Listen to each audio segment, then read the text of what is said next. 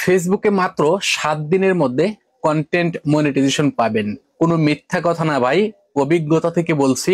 আপনি যদি নিয়মিত এই 5টি কাজ করেন, মাত্র 7 দিনের মধ্যে আপনার ফেসবুক আইডি বা পেজে কন্টেন্ট মনিটাইজেশন চালু করতে পারবেন। আজকের ভিডিওতে আমি আপনাদেরকে স্টেপ বাই স্টেপ বলে দিব আপনার পেজে বা আইডিতে কিভাবে এই 5টি কাজ করলে আপনি কন্টেন্ট মনিটাইজেশন পাবেন।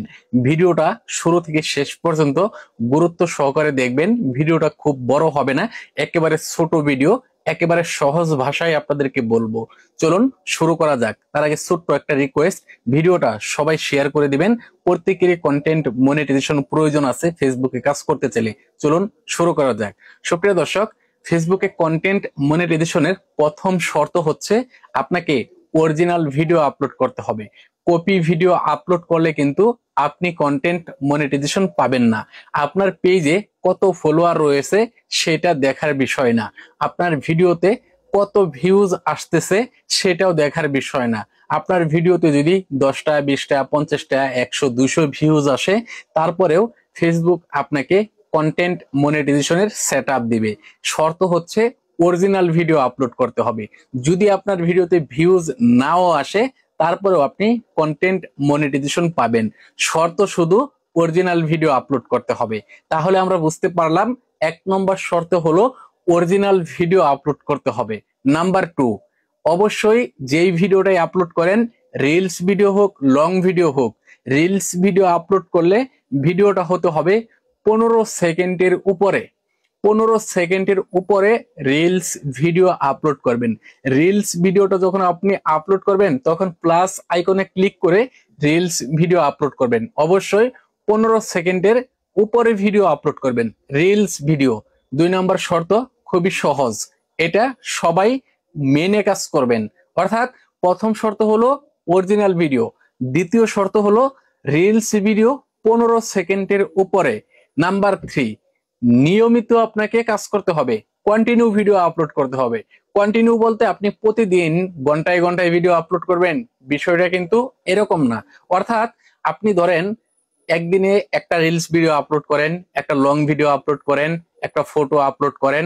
ধরেন কথার কথা, আপনি একদিনে একটা রিলস ভিডিও আপলোড করতে পারেন, একটা ছবি আপলোড করতে পারেন, একটা ফটো আপলোড করতে পারেন, একটা টেক্সট আপলোড করতে পারেন।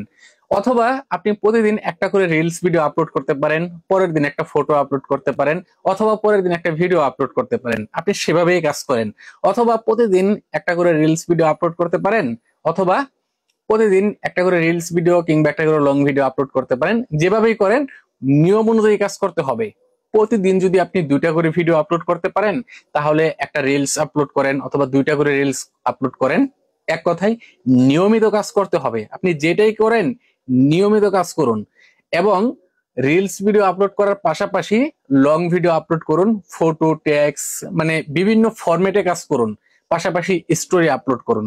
তাহলে 3 নম্বরে হচ্ছে আপনাকে নিয়মিত কাজ করতে হবে। এখন 4 নম্বর শর্ত, ফেসবুকের monetisation policy, partner monetisation policy, content monetisation policy মেনে কাজ করতে হবে। অর্থাৎ ফেসবুকের মনিটাইজেশন পলিসি ভঙ্গ করা যাবে না। যেমন ফেসবুকের কিছু রুলস রয়েছে। আপনি ফেসবুকে কাজ করবেন, ফেসবুকে চাকরি করবেন, ফেসবুকে যখন আপনি মনিটাইজেশনের আশা করবেন, তখন কিন্তু ফেসবুকের একটা রুলস রয়েছে বা তাদের নির্দিষ্ট কিছু নিয়ম নীতি রয়েছে। ওই নিয়ম নীতিগুলো আপনাকে ভঙ্গ করা যাবে না। ফেসবুকের নিয়ম অনুযায়ী রুলস এর মধ্যে আপনাকে কাজ করতে হবে। ফেসবুকের রুলস এর মধ্যে যদি আপনি কাজ না করেন, তাহলে তো মনিটাইজেশনের আশা করতে পারেন না। আপনি যাই কিছু করেন না কেন, তাদের নিয়ম ভঙ্গ করলে কিন্তু আপনি মনিটাইজেশন পাবেন না। তো 4 নম্বর শর্ত হলো ফেসবুকের নিয়ম নীতির মধ্যে থাকতে হবে। আপনি যাই করেন তাদের নিয়ম নীতি মেনে কাজ করতে হবে। এবার আসি 5 নম্বর শর্ত। ভাই, আপনি যাই কিছু করেন না কেন, আপনার পেজটাকে সুন্দর করে সাজাতে হবে। আপনার পেজের সবকিছু ঠিকঠাক আছে কিনা সেগুলোর উপরে নজর দিতে হবে। যেমন ধরেন আপনার প্রোফাইল ছবি, আপনার কভার ফটো, তারপর হচ্ছে আপনার পেজের ডেসক্রিপশন, এগুলি প্রফেশনাল ভাবে সাজানো গোছানো আছে কিনা এগুলি দেখতে হবে। অনেকেই করেন কি, একটা পেজ খুলছেন, 2 বছর আগের একটা ফটো প্রোফাইল ফটোতে আপলোড করে বসে আছেন। অনেকে একটা পেজ খুলছেন, 2 বছর আগের একটা কভার ফটো আপলোড করে বসে আছেন। আবার দেখা যাচ্ছে একই ছবি 2-3টা পেজে আপলোড করে বসে আছেন। আবার অনেকেই দেখা যাচ্ছে একই কভার ফটো 2-3টা পেজে আপলোড করে বসে আছেন, আবার একই ফটো একটা ভিডিও তৈরি করেন বা একটা ফটো তুলে নিয়ে আসেন, ওইটা আবার 2-3টা পেজে বা 2-3টা প্রোফাইলে আপলোড করে বসে থাকেন। তো এইভাবে কাজ করলে কিন্তু ফেসবুকের কমিউনিটি স্ট্যান্ডার্ড ভঙ্গ হয় বা তাদের নিয়ম নীতি ভঙ্গ হয়। এ ধরনের কাজ করলে কিন্তু আপনি মনিটাইজেশন পাবেন না।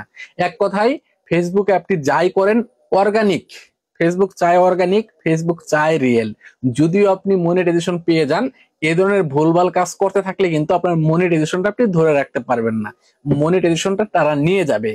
যদি ফেসবুকের এই 2-3টা টুকটাক শর্ত মেনে যদি আপনি কাজ করেন বা ফেসবুকের নিয়ম নীতিগুলো মেনে যদি আপনি কাজ করেন বা রেগুলার যদি আপনি কাজ করেন, আপনার পেজে কয়টা ফলোয়ার আছে সেটা দেখার বিষয় না, আপনার ভিডিওতে ভিউজ আসলো কি আসলো না সেটাও দেখার বিষয় না, ফেসবুক আপনাকে মনিটাইজেশন দিয়ে যাবে। ফেসবুকের এই নিয়ম নীতি মেনে বা সঠিকভাবে আপনি রেগুলারলি মেনটেন করে, বেশি না ভাই, আপনি 7-8 দিন কাজ করেন, দেখবেন ফেসবুক আপনাকে মনিটাইজেশন দিয়ে দিবে, আপনি ফেসবুক থেকে কন্টেন্ট মনিটাইজেশন পেয়ে যাবেন।